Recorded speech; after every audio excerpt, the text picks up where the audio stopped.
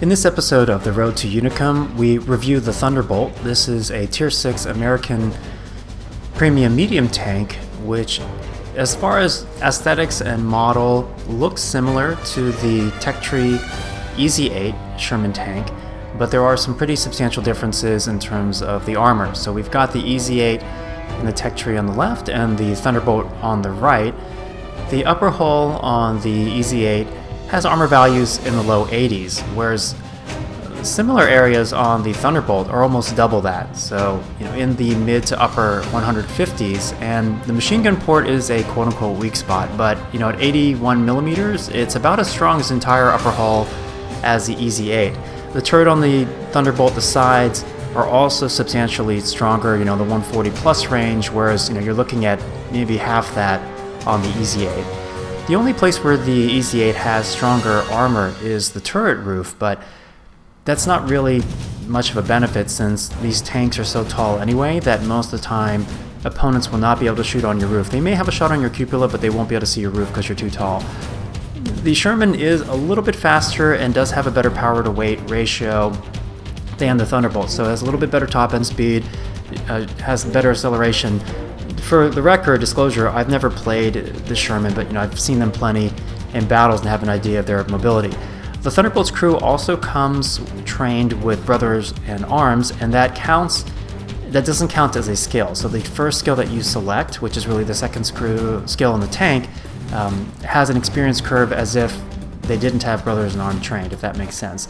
The only difference between the Thunderbolt crew and the female mission crews is that the female crews come with both the equivalent of brothers in arms, the Sisterhood of Steel, as well as one other fully trained skill.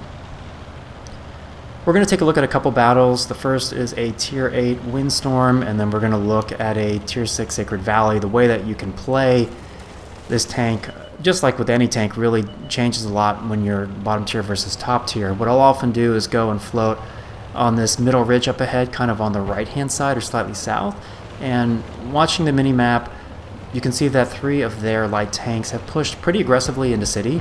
None of them are platoons, so I'm not concerned that they're going to be working with each other. Certainly, wolf packs of light tanks and medium tanks can be pretty dangerous because they can try to isolate and flank, 2v1 an isolated tank.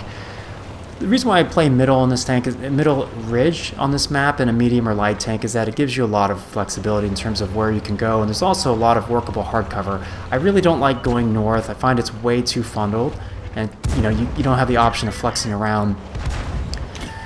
My armor, since it is in the 150 plus range, will allow me to bounce a fair amount of the incoming fire. So look at this MT-25. This is Tier 6 Russian light tank. I've got my hull angled about 25% to the left, and this basically makes it so that he can't reliably penetrate me from the front or on the sides, where he's aiming on my hull.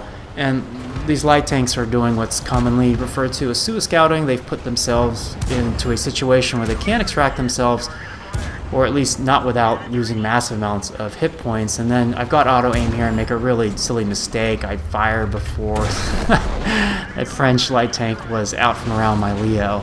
I have a love-hate relationship with auto aim. There are times when it's great to use, you don't have to worry about driving, and that was driver error. That wasn't an auto aim mistake. Now here I have the option of either going south into city or north, and I don't go south into city. If you look at our deployment of our heavy tanks, it's pretty clear why. Our T-34 is hanging back on the edge of the city, and our IS is still sitting near our spawn, so I don't know if he's AFK or just a really bad camper. But either way, I don't want to go into city where, if I try to flank, the heavy tanks may just turn around and smack me around because they've got a lot more, hit points and armor and alpha to work with. Now this tank, having armor is a really big advantage, and it allows you to do things you wouldn't normally do with the Easy 8. This Firefly right there really needs to angle his hull at least facing towards incoming fire. You're going to see later he's still fully exposing his side even though his gun is aiming at a 90-degree angle, and he should just take the 2 seconds to turn his tank and angle the hull properly. And granted, a tank like the Firefly, the armor is soft, so it's not a high percentage to balance, but why would you want to give someone your size and potentially track yourself? Now the Scorpion here is the most dangerous tank that they have, but because I have full hit points, I know that he can't one-shot me. And I also have a super fast reload, so I can sit here and troll him and try to bait him into a bad shot. The Firefly, as I said, is still kind of not angling his armor appropriately, and I can see the Scorpion is fixated on somebody else, so this is going to give me a chance to whittle down his health. I'm going to switch over to high explosive, and then that particular shot didn't fully penetrate, and it's because I hit the middle of the tank too much. And here I'm trying to bait the Scorpion into panic shooting, and in a moment, right here, there, I just baited him into a bad shot, and now I've got a pretty good window where I'll be able to send off multiple shots at him. That shot right there, very bad. I was too aimed in the middle of the turret and hit the gun instead of one of the side areas, and I'm making a little bit of a mistake right there in that I am exposing my tank to two opposing tanks while I can only shoot, I can only shoot one of them at a time, obviously, but in general, it's like an incredibly obvious thing, but you want to put yourself in a field of fire where you can fire at one tank, hopefully have reasonable good protection in terms of being hull down or, using the terrain to your advantage and having nearby workable hard cover. In that case, I was, having two tanks looking at me. Right here, you'll see the power of the Thunderbolt's armor. So I'm angled pretty heavily to the right, and I know that most likely when they fire, they're going to be shooting at either my turret, which is well protected, or on my hull, which is very angled. And this allows me to brawl and bully these tanks in a way which I think is fairly unfair. They can penetrate me, but it's not like it's going to be a guaranteed penetration. Like if I hit this cromwell anywhere, that's a penetration. So another way to think about this is if there were 15 of me driving Thunderbolt, right, and then 15 of me driving the Easy 8, the Thunderbolt team would smash the Easy 8 team. The Easy 8 team would have a little bit more mobility or agility, but when it comes down to flat-out fighting, the benefit of having frontal armor that is almost twice as strong is a huge advantage.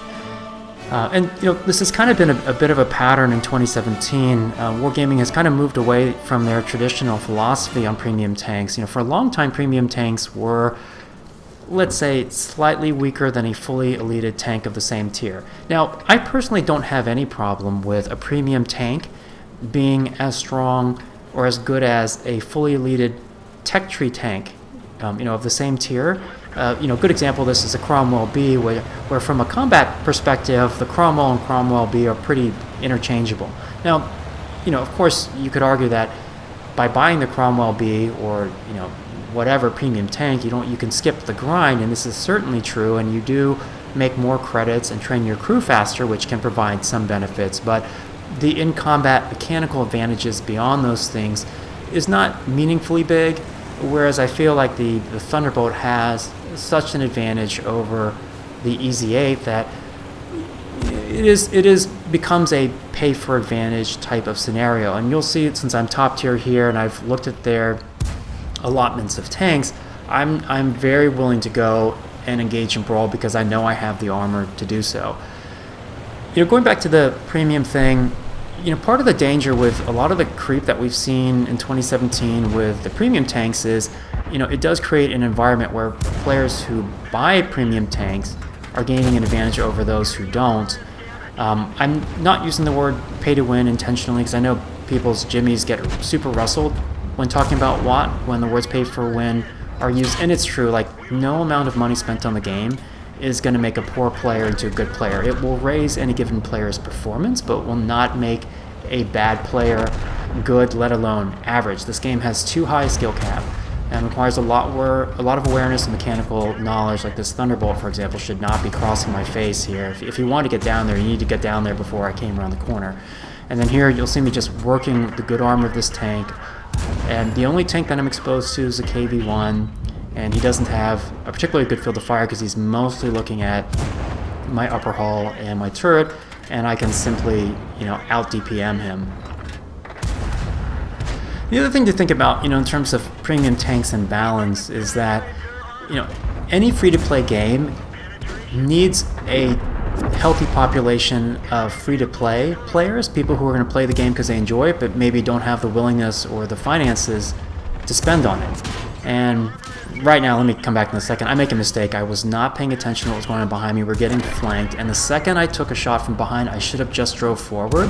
If I had done so, I could have saved 300 to 400 hit points, but instead, I'm now two-shottable. So I'm going to have to be really careful with my hit points from here on out, but you know, because I've got some good hard cover here and angling, I can try to whittle down this STRV because I know he can't one-shot me.